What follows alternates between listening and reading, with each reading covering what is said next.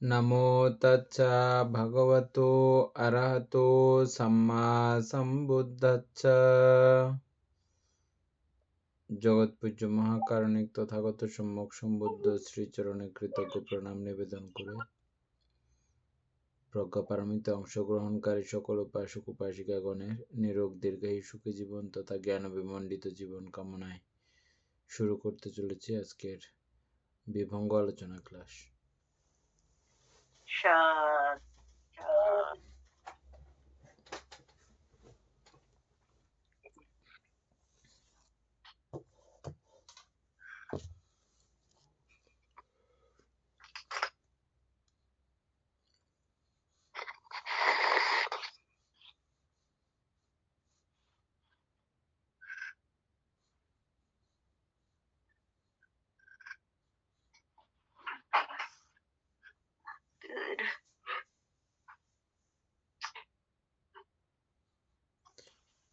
উপাসক শুরু করেন।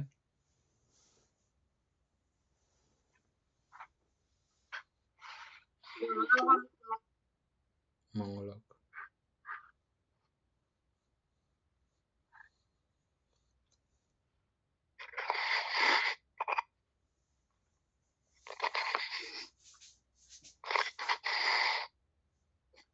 বন্দনাবন্তে মঙ্গলক। বন্দনাবন্তে মঙ্গলক। আমরা কত বৃষ্টি ছিল সুকুমার?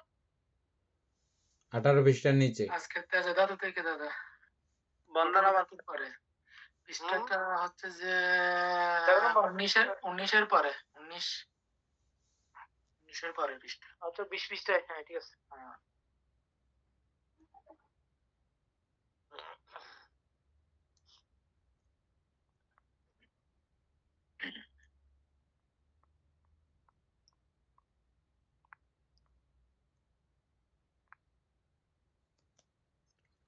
তেজ ধাতু জ্বরের তৃতীয় মৌলিক গুণ তাপ।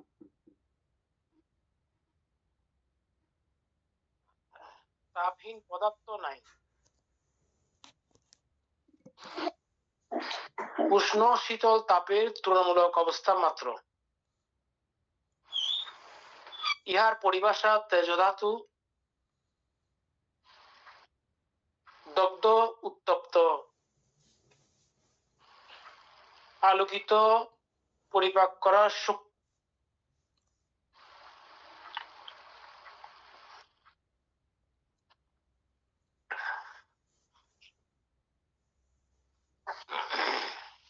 বন্ধ আপনারটা মিউট।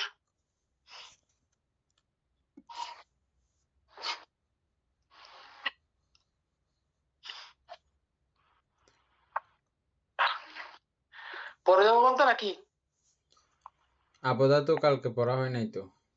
আপদাতো আপদাতু কালকে শুধু আমরা পটবিধাতু আলোচনা করছিলাম যে ওই উদ্ভিদ দুইলের আছে। আপদাতু নিচে উদ্ভিদ দুইলের আপদাতু জলের আরেকটি মৌলিক গুণ সংশক্তি। ও আচ্ছা, হ্যাঁ ঠিক, আমরা কালকে বলছিলাম যে পটবী ধাতু। আপদাতু জলের আর একটি মৌলিক গুণ সংশক্তি। এই গুণ বলে জড় পিণ্ডীভূত হতে পারে। তরল পদার্থ যেমন জল দ্বিধাবিভক্ত হলেও শত পুনর্জীভূত হয় এই সংশক্তির কারণে, এবং জলে এই সংশক্তি গুণ প্রকট। এই জন্য এই সংশক্তির পরিভাষা আপধাতু। আপত্ত বন্ধন এই আপধাতু বা সংশক্তি যেমন জলে তেমন লৌহদণ্ডে সুবর্ণখণ্ডীয় বিদ্যমান।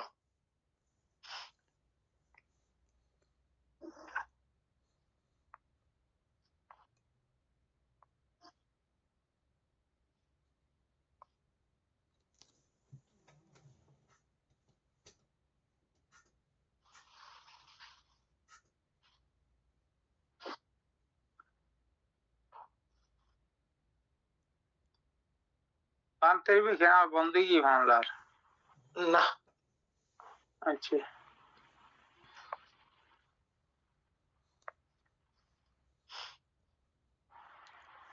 বানতে এটা আলোচনা একটা বুঝলে সবগুলো একই।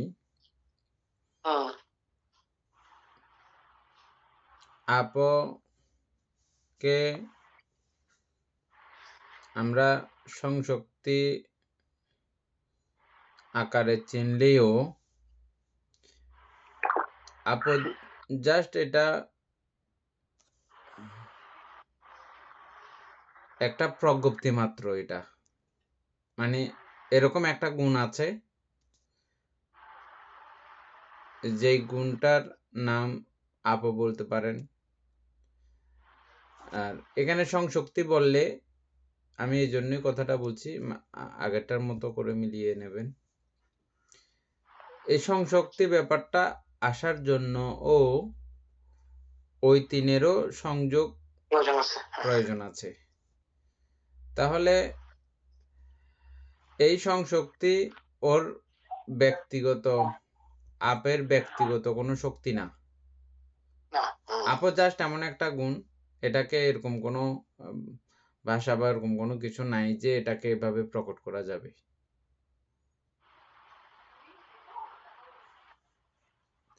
পঠবীর মতো সেম একইভাবে, এবং বাকিগুলোও পড়লে দেখবেন সেম ভাবেই আপনারা বুঝে যাবেন। আশা করি আপনারা বুঝেন এমনি মাহবুদ সম্পর্কে।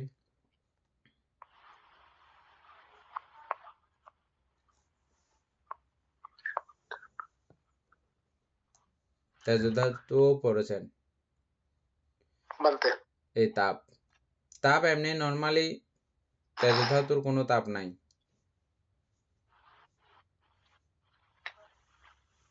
তাও এই তিনের সংযোগেই এই তাপের এটা প্রকট হয়, অস্তিত্ব প্রকট হয়। বায়ুটা পড়েন। বায়ু ধাতু জ্বরের চতুর্থ মৌলিক গুণ গতিশীলতা, এবং ইহার পরিভাষা বায়ু ধাতু,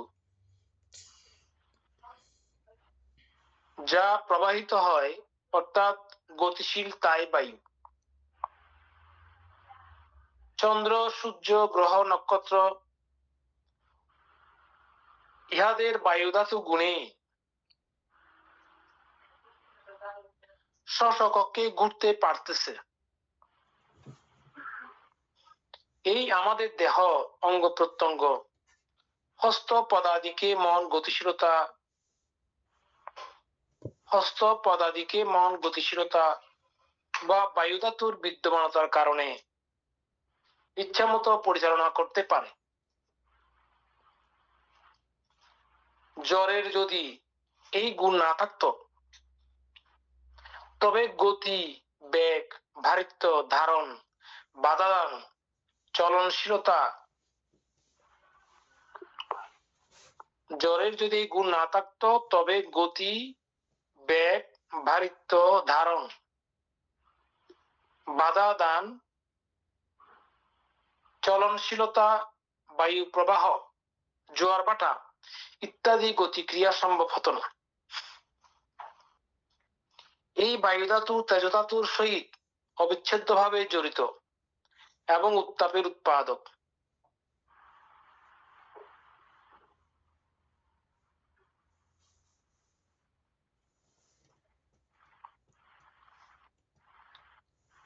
জড়জগতে যেমন বায়ু ধাতু এবং তেজ ধাতু, মনোজগতে তেমনি চিত্ত এবং কর্ম।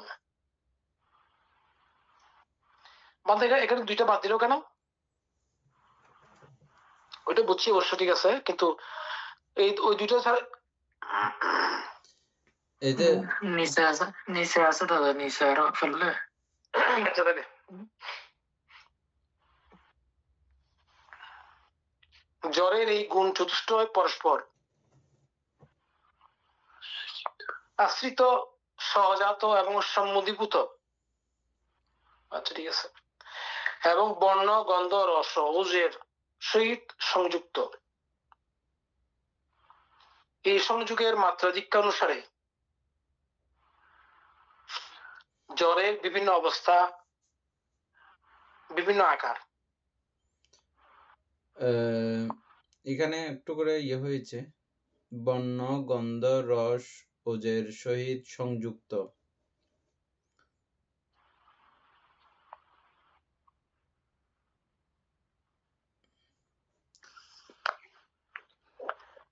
চারি ধাতুর সম্মিলন হইলে মাত্র বর্ণগন্ধ রস ওজ আপনা আপনি তৈরি হয়।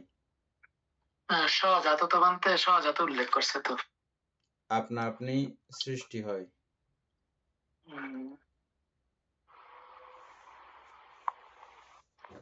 সংযুক্তটা এটা মানতে উৎপন্ন হবে সে কারণে লিখছে আর কি, মানতে সংযুক্ত ভাবে লিখে দিছে আর কি। এটা নিয়ে না, কোনো সমস্যা নাই, ঠিক আছে, সমস্যা নেই আমাদের এরকম। হ্যাঁ, এই সংযোগের মাত্রাধিক্য অনুসারে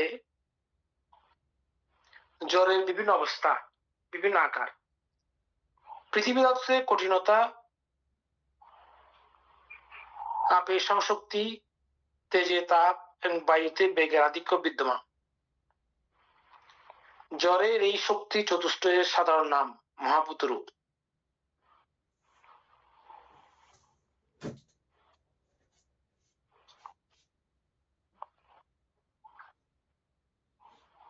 মহাভূত অর্থ মহৎ আকারে বা প্রকট আকারে গঠিত।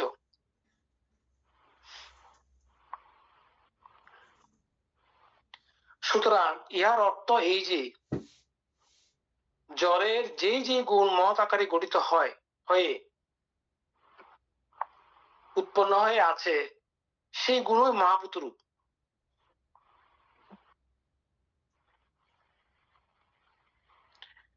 জ্বরের মৌলিক গুণ চতুষ্টয় হতেই বাকি 24 প্রকার রূপ উৎপন্ন হয় এবং সেই উৎপন্ন রূপ প্রত্যেকটিতেই এই 4 গুণ প্রকট ভাবে বিদ্যমান আছে। ভূত রূপ ব্যতীত এই 24 প্রকার রূপের সাধারণ নাম উপাদান রূপ বা উৎপন্ন রূপ।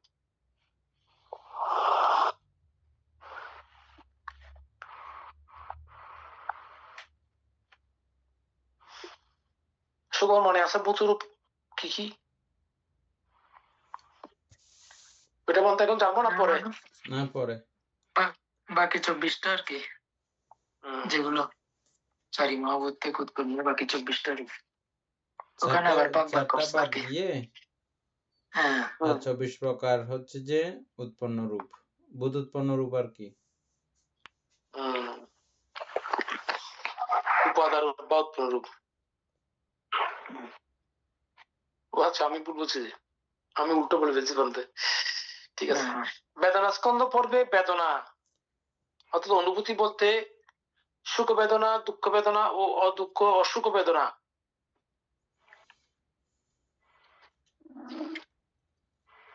সংজ্ঞা স্কন্ধ পর্বে সংজ্ঞা বলতে চক্ষু সংস্পর্শজ সংজ্ঞা,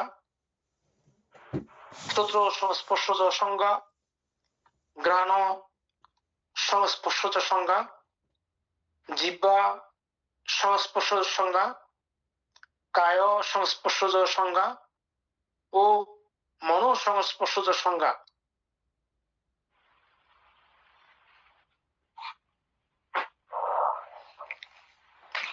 সংস্কার স্কন্ধ পর্বে সংস্কার বলতে 52 প্রকার চৈতসিকের মধ্যে বেদনা ও সংজ্ঞা ব্যতীত অবশিষ্ট 50 প্রকার সংস্কারের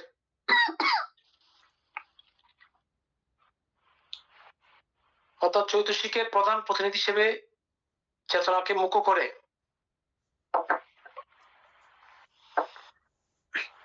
চক্ষু সংস্পর্শজ চেতনা, কায় সংস্পর্শজ চেতনা ও মন সংস্পর্শজ চেতনা।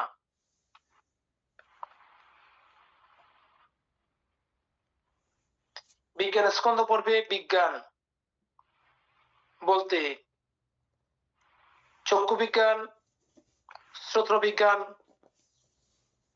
ঘ্রাণ বিজ্ঞান, জিহ্বা বিজ্ঞান, কায়বিজ্ঞান ও মনোবিজ্ঞানকে বোঝানো হয়েছে। এখানেও রূপের মতো করে বেদনা সংজ্ঞা সংস্কার বিজ্ঞানকে অতীতাদি বিবিধ প্রকার শ্রেণীতে বিশ্লেষণ করা হয়েছে। এভাবে সূত্র অনুসারে বিভাজন পর্বের সমাপ্তি টানা হয়েছে। এবার বেদনা সংজ্ঞা সংস্কার বিজ্ঞান সম্পর্কে একটি সম্যক ধারণা লাভ করা যাক।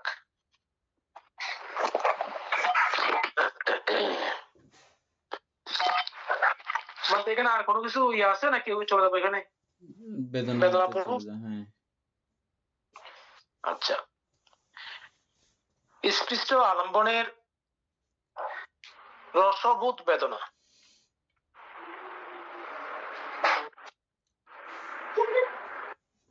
আলম্বনে রস অনুভব ইহার কৃত্য।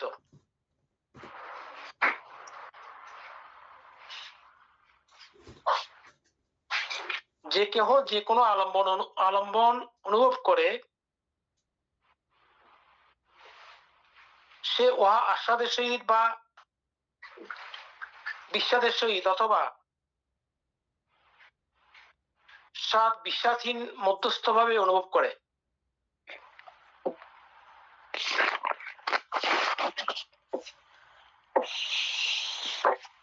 এই ত্রিবিধ অনুভূতি বেদনা ব্যতীত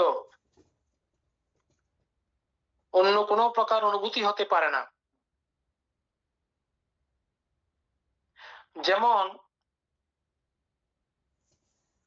আচ্ছা, বেদনার অন্যবিধ প্রভেদাদি কায়িক ও মানসিক হিসেবে হয়েছে মাত্র। সুতরাং অনুভূতি অনুসারে বেদনা 1 সুখ বেদনা, 2 দুঃখ বেদনা, 3 অদুঃখ সুখ বেদনা, এই ত্রিবিধ।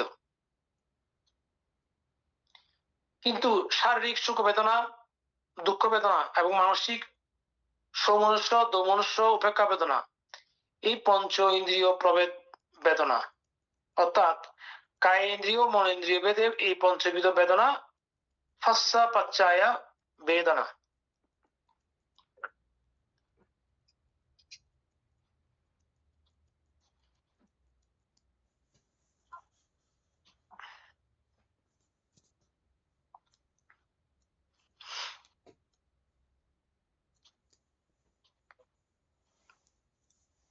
মানে পড়ে যাবো নাকি?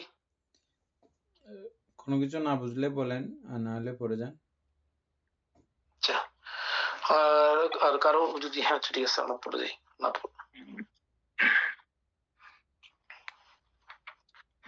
সংজ্ঞা সাইয়া কোন আলম্বন চক্রাদি ইন্দ্রিয় পথে যে রূপ প্রতিভাত হয় সেই রূপ জ্ঞানই সে আলম্বন সম্বন্ধীয় সংজ্ঞা।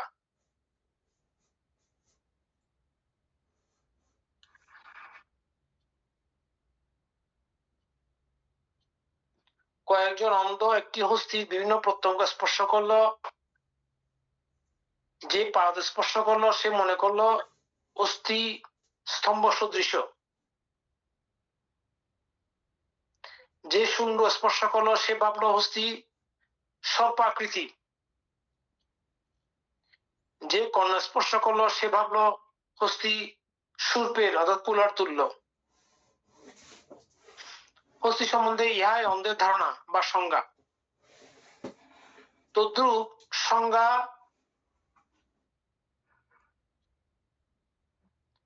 আলম্বন ইন্দ্রিয় পথে যেমনটি প্রতিভাত হয় ঠিক তেমন জ্ঞানটুকু। এই সংজ্ঞা দ্বারা এক আলম্বন হতে অন্য আলম্বনকে পৃথক করতে ও পুনরায় চিনতে পারা যায় মাত্র। আলম্বন সম্বন্ধে সংজ্ঞা দ্বারা ইতোধিক জ্ঞান জন্মে না। সংজ্ঞা বিজ্ঞান অভিজ্ঞা প্রজ্ঞা প্রভৃতি আলম্বন সম্বন্ধে জ্ঞানের ক্রমোন্নতির বিভিন্ন অবস্থা জ্ঞাপক শব্দ। বুঝি নাই। আলম্বন সম্বন্ধে সংজ্ঞা দ্বারা ইতোধিক জ্ঞান জন্মে না। সংজ্ঞা, বিজ্ঞান, অভিজ্ঞা, প্রজ্ঞা বুঝেন নাই? প্রভৃতি আলমন সম্বন্ধে জ্ঞানের ক্রমোন্নতির বিভিন্ন অবস্থা জ্ঞাপক শব্দ। বুঝছেন? এখানে প্রজ্ঞাটা জ্ঞাপক শব্দ কেন বলতে? অর্থাৎ এই সংজ্ঞা থেকে এটা সূচনা। সংজ্ঞা জাস্ট ওই বস্তু সম্পর্কে বা স্পর্শিত বিষয়ের এটা কি কেমন প্রাথমিক যে ধারণা আধা থেকে, যেমন ওটাকে প্রজ্ঞা বলা যাবে? ওটা প্রজ্ঞা না, এটা না। জাস্ট একটা সংজ্ঞা। এই সংজ্ঞা ওই ক্রমান্বয়ে একটা বিষয় উৎকর্ষ হতে হতে সংজানন, বীজানন, প্রজানন, আমরা আগে পড়ছিলাম মনে আছে? হ্যাঁ বলতে ওইটা আর কি, মানে এখান থেকে শুরু হয় এই ওই বিষয়টা। ওটা আপনি নিয়ে যেতে চাইলে যাবে, আচ্ছা এখানে ক্রমভাবে শুরু হয় আর কি, নিয়ে ওই যেতে জায়গায় চাইলে যাবে ক্রমান্বয়ে না, আর কি। নিয়ে যেতে চাইলে যাবে না, এটা তো স্বাভাবিক, সকলের কাছেই আছে। আপনি ঠিক ওইদিকে আছে। প্রকার দিকে নিয়ে যেতে চাইলে যাবে। তন্মধ্যে সংজ্ঞা আলম্বন সম্বন্ধে প্রাথমিক জ্ঞান। আলম্বনের ব্যবহার, প্রয়োজন বা প্রকৃতি সম্বন্ধে কোনো জ্ঞান সংজ্ঞা দ্বারা উৎপন্ন হয় না।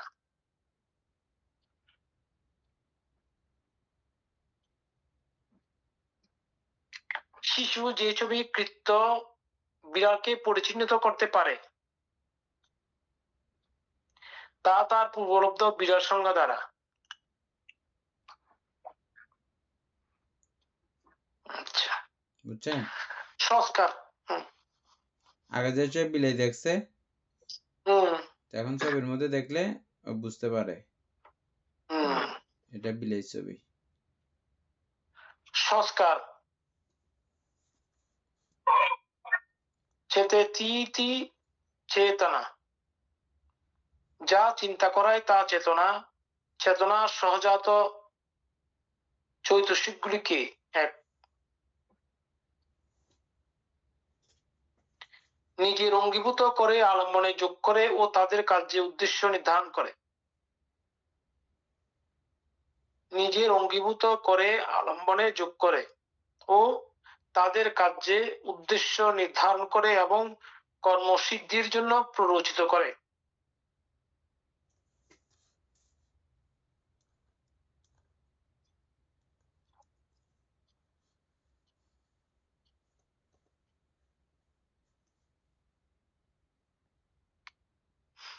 আচ্ছা, ইহা সহজাত চেতনা।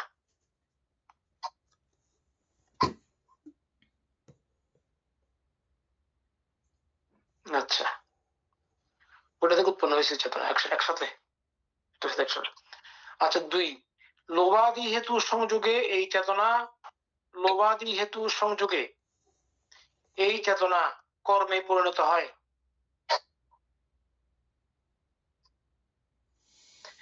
এবং সংস্কার রূপে চিত্ত সন্তুষ্টিতে প্রচ্ছন্ন থাকে ও অবকাশ পেলে বাক কর্মে বা কায়িক কর্মে প্রকাশিত হয়। যখন ইহা কুশল কুশলে পরিবর্তিত হয়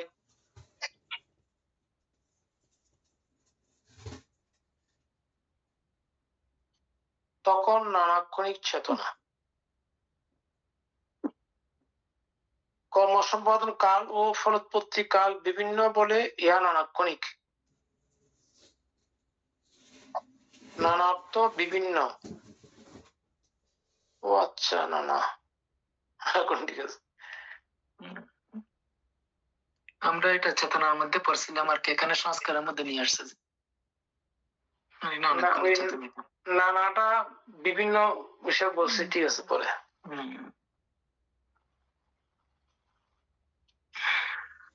হ্যাঁ, আমরা চেতনা পড়ছিলাম, এটা তো সংস্কার নিয়ে আসছে। ওই তো ওইটা সংস্কার পরিণত হয়েছে সে কারণে নিয়ে আসছে ওটা না।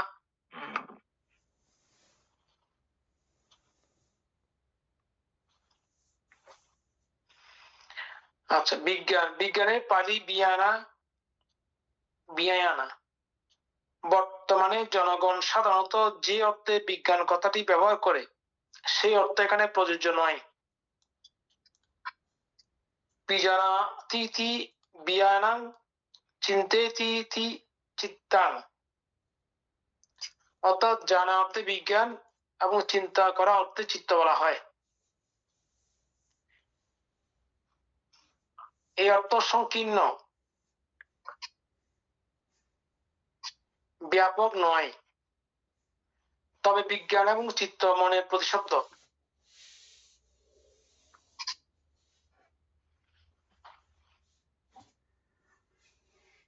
চক্ষু বিজ্ঞান, শ্রোত্র বিজ্ঞান, ঘ্রাণ বিজ্ঞান, জিহ্বা বিজ্ঞান, কায় বিজ্ঞান, মনোধাতু ও মনোবিজ্ঞান ধাতু চারিভূমির এই চিত্তসমূহের সমষ্টিগত নাম বিজ্ঞান স্কন্ধ।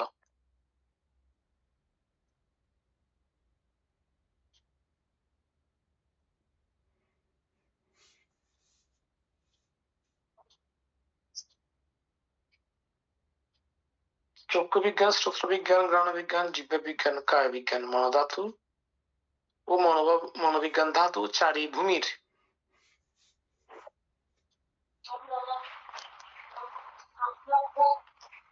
বলতে, এখানে চারিভূমি বলতে চারিভূমি বলতে অপায়, আচ্ছা, কামসুগতি ভূমি, রূপভূমি, অরূপভূমি, যাবতীয় সব চিত্তগুলোকে একসঙ্গে বলা হয়েছে আর কি, ওটাকে বিজ্ঞান স্কন্ধ বলা হয়েছে। আচ্ছা।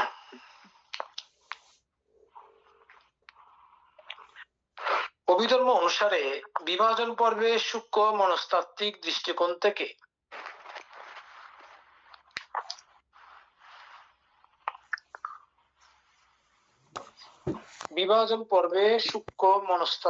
দৃষ্টিকোণ থেকে রূপ, বেদনা, সংজ্ঞা, সংস্কার, বিজ্ঞান স্কন্ধকে পুঙ্খানুপুঙ্খরূপে বিশ্লেষণ করা হয়েছে।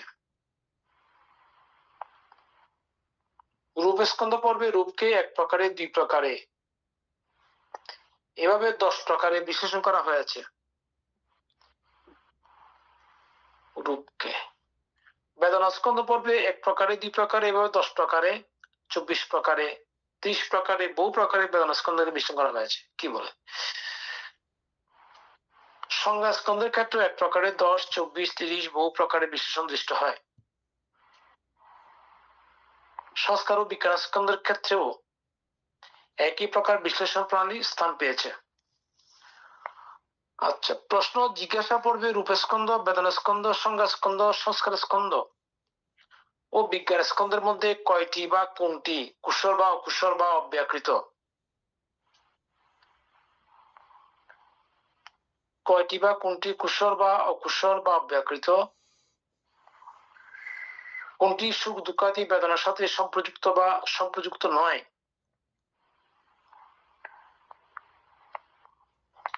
কোনটি বিপাক বা বিপাকধর্মী? কোনটি উপাদীন্য বা অনুপাদীন্য? কোনটি সংযোজন বা নিবরণ? কোনটি ওগ বা যোগ ইত্যাদি বিবিধাকারে প্রশ্নোত্তর ছলে বিশ্লেষণ করা হয়েছে সূক্ষ্ম মনস্তাত্ত্বিক পদ্ধতিতে। এই পর্বে ঠিক ত্রয়ী বা 3টি করে বিষয় বর্ণনা ও দুগ যুগ্ম বা 2টি করে বিষয় বর্ণনা পদ্ধতিতে বিশ্লেষণগুলো বর্ণিত হয়েছে।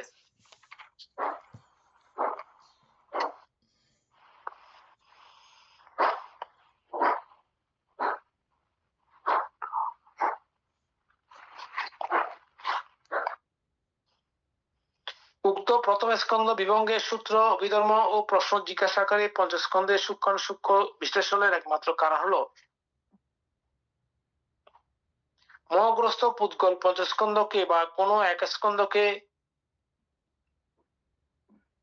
অজর, অব্যয়, অক্ষয়, ঘন, নিরেট আত্মা বলে যে দৃঢ় ভ্রান্ত ধারণা অর্থাৎ সমত্ব সংজ্ঞা মিথ্যা সংজ্ঞা উৎপন্ন করে, সেই মিথ্যা ধারণার অপসারণ।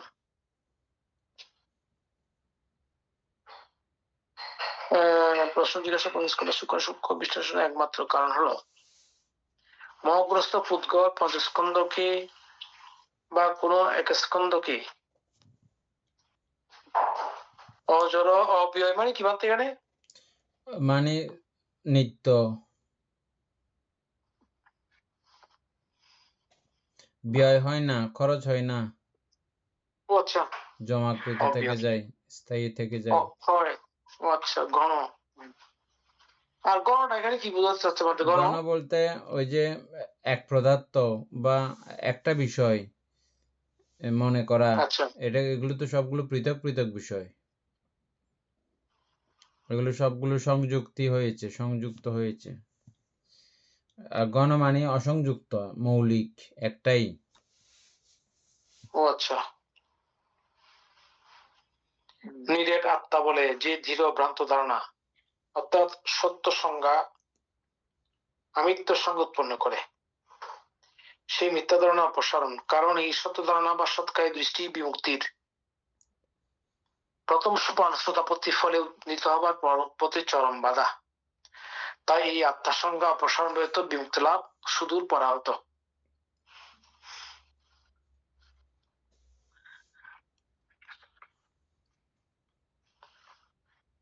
এটার মধ্যে আর তেমন আলোচনা করলে তো প্রত্যেক লাইনে লাইনে আছে, কিন্তু তো চলে বাদতে আসছে। নিরেটে কি বানতেন? নিরেট কি নিকটে নাকি? না, নিরেট বলতে ওই এই মানে পুরো মানে একাত্ম তো বিষয়, ওই আগে যেটা বলছিলাম যে এরকম খাঁটি, সেম কাছাকাছি। খাঁটি, হ্যাঁ, খাঁটি, খাঁটি, হ্যাঁ। খাঁটি বিশুদ্ধ। নিরেট কি কি শোনা? খাঁটি শোনা, নিরেট, হ্যাঁ, এরকম আর কি। আত্মাটাকে দৃঢ়ভাবে গ্রহণ করা আর কি, দৃঢ় ভ্রান্ত ধারণা। ঠিক আছে। আয়তন বিভঙ্গ।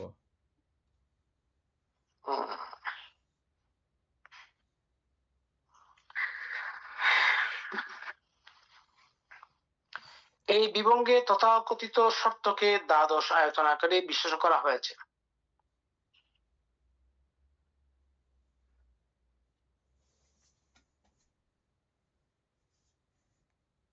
তথাকথিত সত্যকে তথাকথিত নিয়ে দ্বাদশ কালকে আলোচনা করছিলাম তো, তথাকথিত নিয়ে কালকে আলোচনা করছিলাম তো। আয়তন কি তা প্রথমেই জানা আবশ্যক। আয়তন অর্থ হলো চিত্তের উৎপত্তি স্থান, নিবাস স্থান।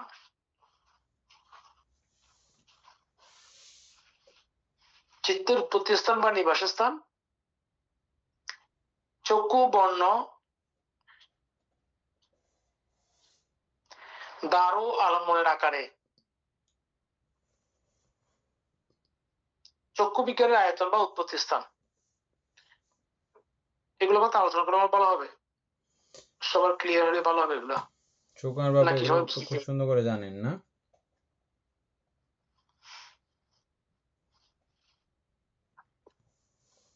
বুঝি বানতে, কিন্তু কত করে বুঝিয়ে বলতে পারবো না আর কি।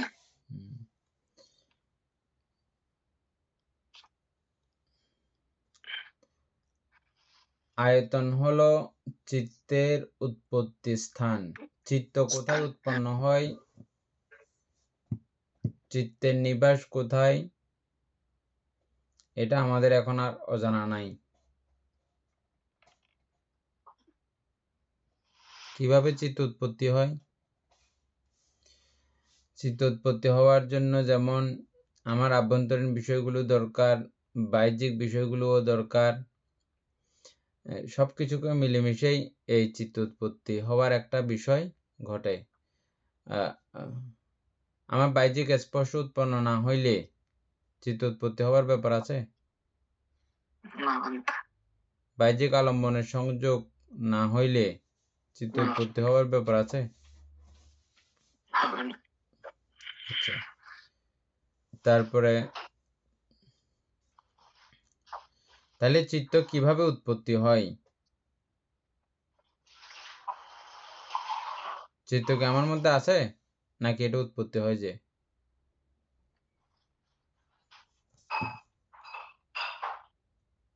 আছে আমার মধ্যে চিত্ত? না, উৎপত্তি হয়েছে। নাই বলা যাবে না, আছেও বলা যাবে না। আছে বলা যায় না, মানে তো নাই বলা যাবে না, আবার আছেও বলা যাবে না। আমাদের ভবঙ্গ চিত্ত আছে, ভবঙ্গ চিত্ত আছে ঠিক, কিন্তু এমনি তো আছে, কোথায় আছে সেটা নির্ধারণ ভাবে বলা যায় না, কিন্তু ভবঙ্গের মধ্যে চিত্ত সাহিত্য আছে আর কি। এটা যখন বাহ্যিক আলম্বনের সংস্পর্শ পায় তখন তখন এটা ক্রমান্বয়ে আমাদের কাছে ধরা দেয়, আমরা বুঝতে পারি, জানতে পারি। হ্যাঁ, তারপরে এটা হচ্ছে মূল বিষয়। এখন লাইনগুলো দেখতে দেখতে এখন বুঝে যাবেন। দেখেন, আয়তন অর্থ হলো চিত্তের উৎপত্তি স্থান, নিবাস স্থান। চিত্ত যেখানে নিবাস করে, অবস্থান করে, বসবাস করে। হ্যাঁ, দেখেন চক্ষু ও বর্ণ, চক্ষু ও বর্ণ, বুঝছেন? চক্ষু আধ্যাত্মিক আয়তন, বর্ণ বাহ্যিক আয়তন, বুঝছেন? চক্ষু ও বর্ণ দ্বারা ও আলম্বনের আকারে, দ্বার ও আলম্বনের আকারে। চক্ষু হচ্ছে যে দ্বার, আর বর্ণ হচ্ছে যে আলম্বনের আকারে। চক্ষু বিজ্ঞানের আয়তন। এই চক্ষু বিজ্ঞানের আয়তন কি কি? চক্ষু এবং বর্ণ। এখন ক্লিয়ার হয়ে গেছে আশা করি। একটা বুঝলে সবগুলো একই রকম। এখানে একটা শব্দ অ্যাড করলে মনে আরো সহজ হতো, স্পষ্টটা। দেখেন এর পরের লাইন আরো আছে, অথবা উৎপত্তি স্থান, বিজ্ঞান আয়তন বা উৎপত্তি স্থান। এটাকে আপনি আয়তনও বলতে পারেন অথবা উৎপত্তি স্থানও বলতে পারেন। মানে এই বিজ্ঞান উৎপত্তির স্থান কোথায়, কিভাবে। তাহলে চক্ষুকে আলাদা করে শুধু বলা যাচ্ছে না, আবার বর্ণকে আলাদা করে বলা যাচ্ছে না। চক্ষু সঙ্গে বর্ণের সংযোগ, চক্ষুদ্বারের সহিত বর্ণ আলম্বনের সংযোগে এই বিজ্ঞান, চক্ষু বিজ্ঞান। সুতরাং এটাই হচ্ছে যে এই চক্ষু বিজ্ঞানের উৎপত্তি স্থান। এই প্রকারে সূত্র, শব্দ এবং শ্রুত বিজ্ঞানের, ঘ্রাণ গন্ধ বিজ্ঞানের, জিহ্বা রস বিজ্ঞানের এবং কায় স্পর্শ বিজ্ঞানের এবং মন ও ধর্ম মনোবিজ্ঞানের আয়তন। উপাসক বলেন। আয়তন ঠিক আছে, উৎপত্তি স্থান মানে কিরকম জানি, স্থানটা তো আসলে এরকম করে বলা সম্ভব নয়। স্পর্শ যখন হয় তখন তো ওইটাই তো স্থান হবে, স্পর্শ জায়গাটা, ওখানে তো ইয়েটা হচ্ছে। আমি মানে এমনি জাস্ট আমি আমার কোন থেকে বলছিলাম কি, যখন একটা চক্ষুর সাথে একটা বাহ্যিক আলোচনার স্পর্শ হয় তখন স্থানটা আসলে ঠিক কোথায় হচ্ছে সেটা তো সম্ভব নয়। না, এটা বোঝার জন্য আর কি। আয়তন বোঝাচ্ছে তো, আয়তন, আয়তন ঠিক আছে। হ্যাঁ, মানে এটা আয়তন বলতে মানে এটা কোন জায়গা থেকে, এটা পরিধি আর কি। এই পরিধির কারণে চক্ষু এবং রূপের এই দুইয়ের সংযোগ পরিধিতেই আয়তন বলতে আমরা নরমালি কি বুঝতাম, জায়গার নির্দিষ্ট পরিধি না, আগে মনে আছে? ওই আয়তন এই আয়তন তেমন কোনো ডিফারেন্স নাই। এটা এই আয়তনের প্রেক্ষিতে চক্ষু এবং বর্ণের আয়তনে, বুঝছেন, সংযোগে এই চক্ষু বিজ্ঞানের উৎপত্তি স্থল। কারণ এই আয়তনগুলো তো অসীম। এই চক্ষু বিজ্ঞানের উৎপত্তি স্থল, বুঝছেন?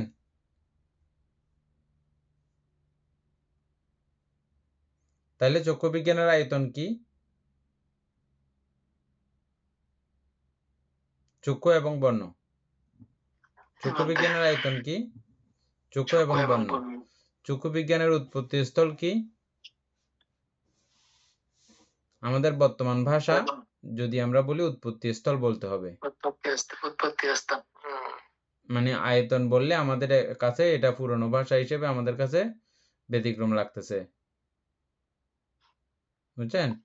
উৎপত্তি স্থল বললে আপনার কাছে ক্লিয়ার হয়ে যাবে, মানে ওটা আমার বিষয় না, বিজ্ঞানটা আমার মধ্যে ছিল না, এটা উৎপত্তি হয়েছে এই চোখের এবং বর্ণের স্পর্শে এটা উৎপত্তি হয় যে এভাবে হলে আপনার কাছ থেকে চিত্তের আমিত্ব ধারণা বিলুপ্ত হয়ে যাবে। এই চিত্ত সদা এভাবেই উৎপত্তি হচ্ছে। এটা আমার ভিতরে যে ছিল এমন না, এটা তো বাহ্যিক একটা আলম্বনে তৈরি হয়েছে যে, নাকি না? হ্যাঁ বন্ধু, ওই সময় ওই চিত্র উৎপন্ন হয়েছে যে পরে থেকে আবার নাই, হ্যাঁ, পরে আবার শেষ। ওর হ্যাঁ, মতো সে শেষ। এগুলো বোঝার পেছনে এটাই কারণ আর কি। বলতে তাইলে আয়তন বোঝা হয়েছে না? চক্ষু আয়তন, শব্দ আয়তন,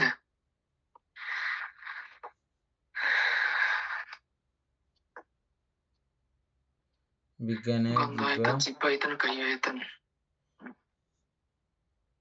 কায় বিজ্ঞানের এবং মন ও ধর্ম মনোবিজ্ঞানের আয়তন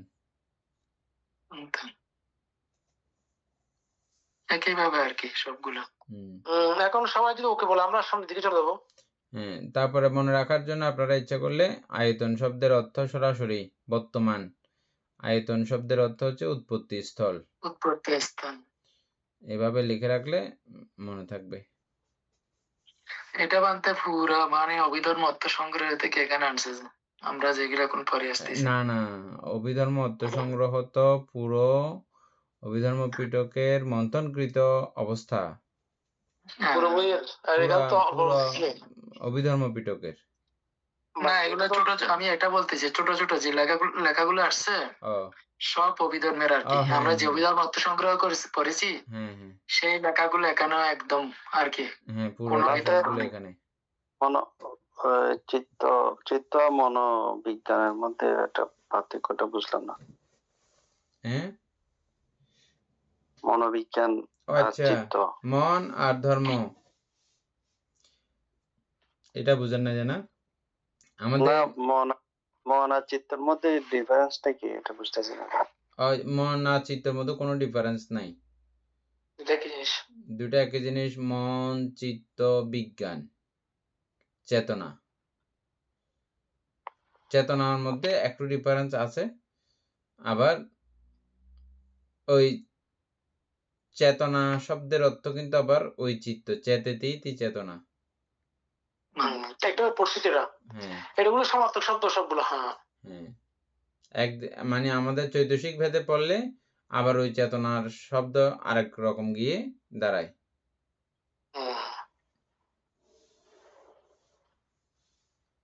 বুঝছেন সুপ্রিয় বাবু? না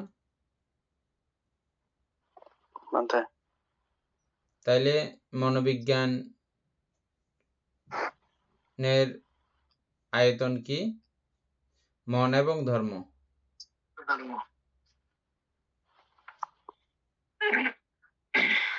এখানে ধর্মটা সব ধর্ম, এই তো 52 প্রকার চৈতসিক ধর্ম, 52 প্রকার চৈতসিক গুলো আর কি, যেগুলো মনের সঙ্গে সম্পর্কিত হয়ে, মনের সঙ্গে স্পর্শিত হয়ে মনোবিজ্ঞান তৈরি করে। তারপরে এদের মধ্যে চক্ষু আদি 6টি আধ্যাত্মিক বা দ্বারভূত দেহস্থ আয়তন এবং রূপাদি 6টি আলম্বনভূত বাহ্যিক আয়তন। তাইলে 6টা আধ্যাত্মিক আয়তন আর 6টা বাহ্যিক আয়তন। আশা করি সবাই বুঝছেন। আয়তন দিয়ে কোথাও আর খোলামেলা আলোচনা থাকবে না, এই আয়তনই লেখা থাকবে। কিন্তু আয়তন বললে মাত্র মাথার মধ্যে আনতে হবে যে আয়তন মানে চিত্তের উৎপত্তি স্থল বা বিজ্ঞানের উৎপত্তি স্থল বা মনের উৎপত্তি স্থল। এটা সঙ্গে সঙ্গে মানে মাথায় আনতে হবে। আয়তনই লেখা থাকবে সর্ব জায়গার মধ্যে।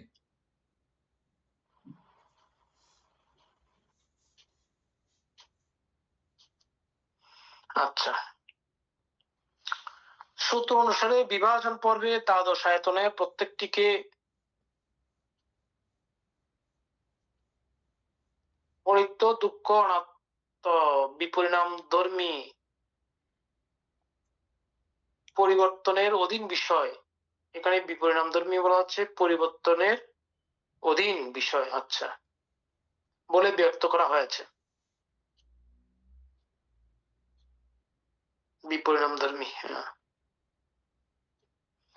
অভিধর্ম অনুসারে বিভাজন পর্বে এই দ্বাদশ আয়তনের প্রকৃত স্বরূপ যথাভূত অবস্থা অতি সূক্ষ্মাণুসূক্ষ্ম দৃষ্টিতে বিশ্লেষিত হয়েছে। চক্ষু, শ্রোত্র, ঘ্রাণ, জিহ্বা, কায় এই পঞ্চ আয়তনের ক্ষেত্রে আয়তন বলতে প্রসাদ গুণকে বোঝানো হয়েছে।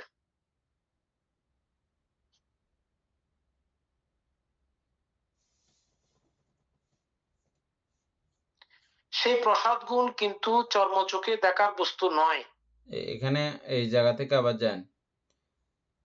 চক্ষু, শ্রোত্র, ঘ্রাণ, জিহ্বা, কায় এই কায়। পঞ্চ আয়তনের ক্ষেত্রে, ক্ষেত্রে, শুধু এই পাঁচটার ক্ষেত্রে, মনটা বাদ দিয়েছে, বুঝছেন? হ্যাঁ, হ্যাঁ, এই বলতে পাঁচটার মোটামুটি। ক্ষেত্রে আয়তন বলতে প্রসাদ গুণকেই বোঝানো হয়েছে। এই প্রসাদগুলোর মধ্যে কিন্তু আবার কি নাই? চারি মহাভূত থেকে উৎপন্ন বটে, কিন্তু ওগুলোর মধ্যে কি নাই? চারি মহাভূত নাই। আমরা এটা পড়ছিলাম, মনে আছে? প্রসাদ, চক্ষু প্রসাদ, বলতে, শ্রোত প্রসাদ, এটা নিয়ে আমরা অনেক আলোচনা করছিলাম আগে।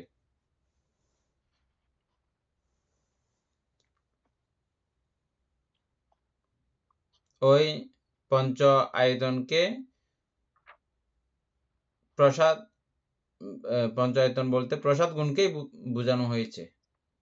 হ্যাঁ, বলতে সেই এই জন্য বলা হচ্ছে প্রসাদ গুণ কিন্তু চর্মচোখে দেখার বস্তু নয়।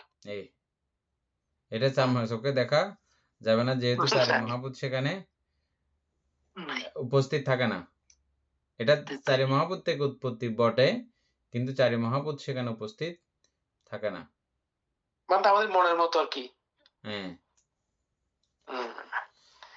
যেহেতু মনের মতো সেটি বিষয়টা ঠিক সেইটা যথাযথ উদাহরণ হবে না। মনকে ধরা যায় না, বলে না বলতে, ওই কথাটা বলতে। মন তো চারি মহাভূত থেকে দেখা যায় না, সরি, মন তো দেখা যায় না সেটা। মন তো চারি মহাভূত থেকে উৎপন্ন না হয়েও উৎপন্ন হতে পারে, মানে চারি মহাভূত লাগে না মন উৎপন্ন না, হতে। ওইটা ছাড়া তো হবে না বলতে, হ্যাঁ। ওইটা কায় না থাকলে তো মনটা কায়ের কারণে তো এটা আসছে বলতে, চারি মহাভূত থেকে তো আসছে ঘুরে। না, সেটা আমি একদম ইয়া পর্যন্ত বলছি, অরূপ সহ চিন্তা করে বলছি। ও আচ্ছা, হ্যাঁ, হ্যাঁ, তাহলে ঠিক আছে।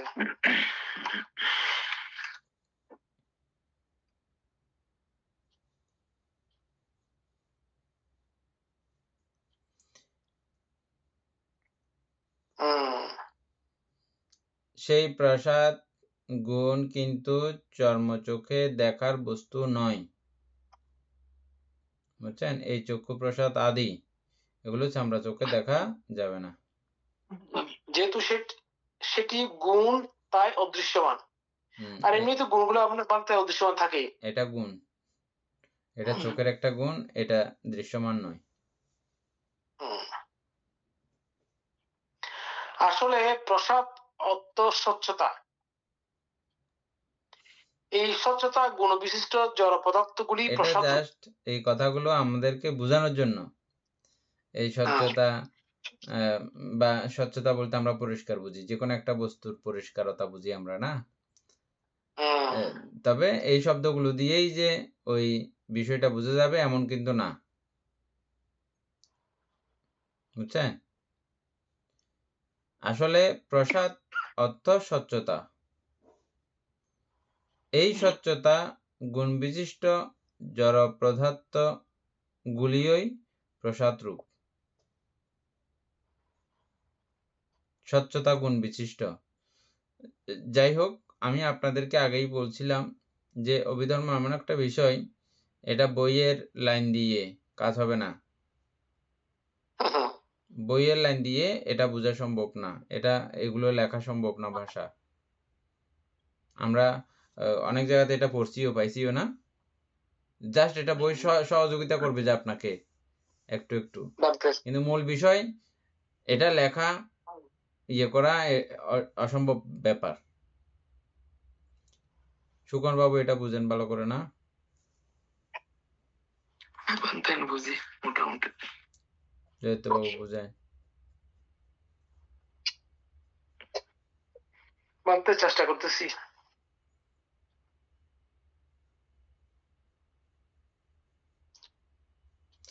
স্বচ্ছ দর্পণে যেমন পদার্থের প্রতিবিম্ব পড়ে, তেমনি এই প্রসাদ রূপের অন্তর্গত চক্ষে বর্ণের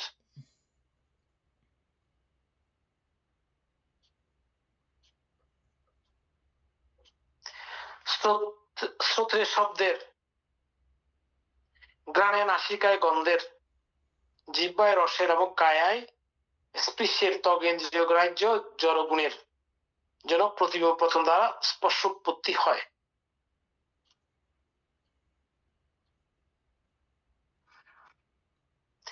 এই জন্য এদের সাধারণ নাম প্রসাদ রূপ।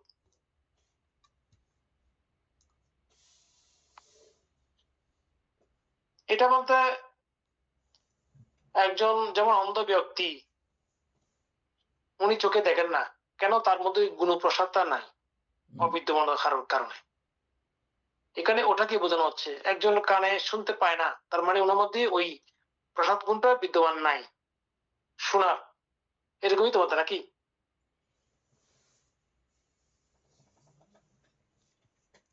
এই মানে ওই যে অর্থাৎ ওইটা আমাদের চোখের সমস্ত, আমরা যেটাকে এখন বর্তমানে চোখ বলি, হ্যাঁ, এটাকে চোখ বলেন, কোনো সমস্যা নাই। হ্যাঁ ঠিক আছে, বললাম তো। চোখে হ্যাঁ, দেখে না, আমরা এখন দেখতেছি যে চক্ষু প্রসাদের কারণে চোখ দেখে, বুঝছেন? চোখে দেখে না, এটা এমন একটা সিস্টেম করা আছে এখানে, সবকিছু মিলেমিশে একটা প্রসাদ তৈরি হয়েছে। ওই প্রসাদ কিন্তু চোখের সঙ্গে সম্পর্কীভূত সরাসরি না। চোখ যেটাকে বলতেছে এটার মধ্যে চারি ধাতু আছে, প্রসাদে চারি ধাতু নাই। নাই, তার মানে প্রসাদটা দেখার সম্পূর্ণ, গুণটা বলতে আমি। হ্যাঁ প্রসাদটা সম্পূর্ণ, এটা আমাদের যেটা চোখের বাইরের বিষয় সেভাবেও বলা যাবে না, আবার চোখের সঙ্গে সংযুক্ত সেটাও বলা যাবে না, অসংযুক্ত এটাও বলা যাবে না, সংযুক্ত এটাও বলা যাবে না। বেশি বেশি ডেঞ্জারাস এই, মানে এই প্রসাদ রূপ বোঝাটা বেশি ডেঞ্জারাস, বুঝছেন? তো এটা হ্যাঁ, আমাদের ঠিক কানেরও একই অবস্থা, ত্বগেন্দ্রিয় একই অবস্থা, এক কথায় পঞ্চ প্রসাদগুলো একই অবস্থা। চারি মহাভূত থেকে উৎপত্তি বটে, কিন্তু ওগুলোতে চারি মহাভূত নাই, ওটা বর্ণগন্ধ রস সেখানে নাই।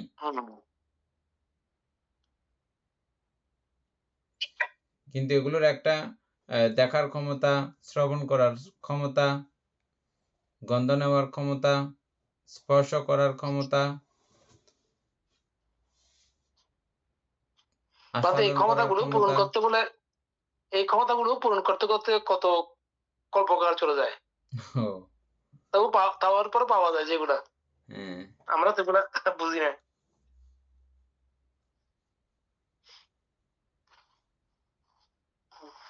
তারপরে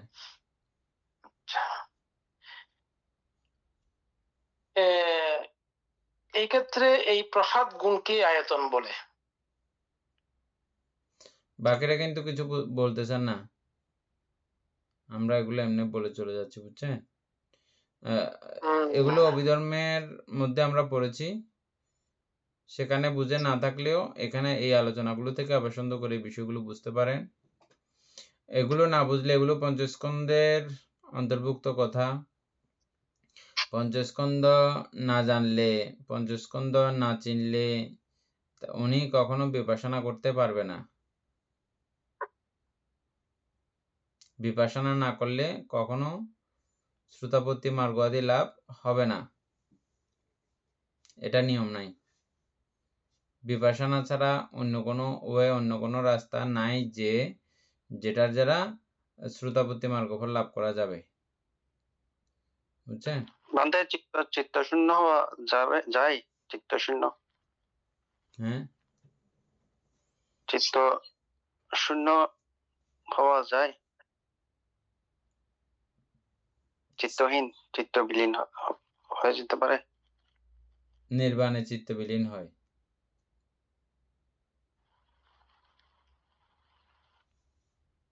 নির্বাণ ছাড়া চিত্ত বিলীন হওয়ার আর কোনো রাস্তা নাই। অসংখ্য সত্যগণের মধ্যে ওরা চিত্ত বুঝতে পারে না, জানতে পারে না চিত্ত আছে চিত্তের মতো করে, কিন্তু ওনার সঙ্গে সে সংজ্ঞাহীন অবস্থায় আছে, সেন্সলেস আর কি, মানে মনের সেন্সলেস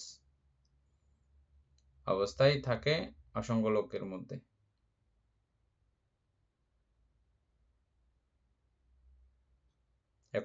বান্ধে কমাই চলে গেলে কি ওটা কি চিত্ত থাকে তখন নাকি চিত্তহীন অবস্থায়?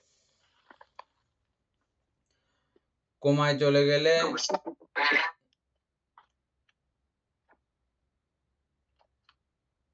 অনেকজনের তো এটা চিত্ত ভ্রমণ করে ওখান থেকে কোমা থেকে বাইর হওয়ার পর উনি ওগুলো স্মরণও করতে পারে, এরকমও দেখেছি আমরা।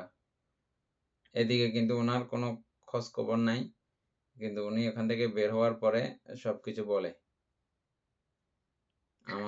আমি বলছি না, আমি এত বলছি না, সুখন বাবু বলছে। আমাদের মানে এদিকে জ্ঞানতবন্ত বলছিল। হ্যাঁ, উনিও বলছে। তারপরে এটা 2 রকম আছে, আরো বেশ কয়েক রকমেরও আছে এই কমাগুলো। কিছু কিছু আছে যে মানে আপনার ওই নাক কান চোখ তো বন্ধ, ঠিক আছে, কিন্তু অন্যান্য ইন্দ্রিয়গুলো সচল আছে, এগুলো শুনতে পারে।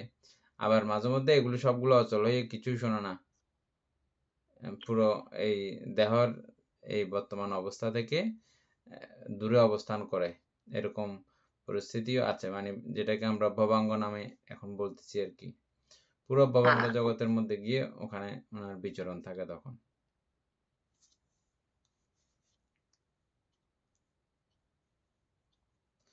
চিত্ত কখনো শূন্য অবস্থায় থাকে না। চিত্ত কোনো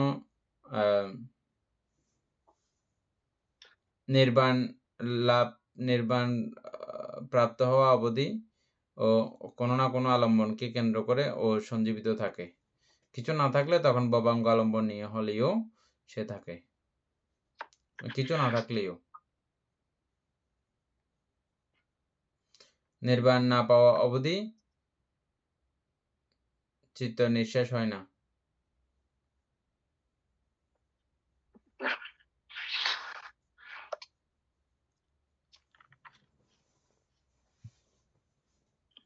আপনি যেটা জানতে চাইছেন এটা ক্রমান্বয়ে এখন বুঝবেন না, এটা ক্রমান্বয়ে পড়তে পড়তে বুঝবেন আর কি। আরো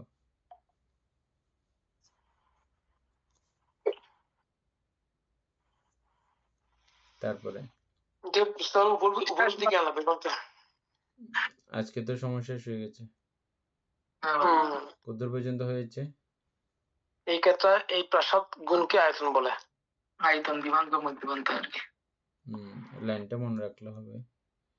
হ্যাঁ,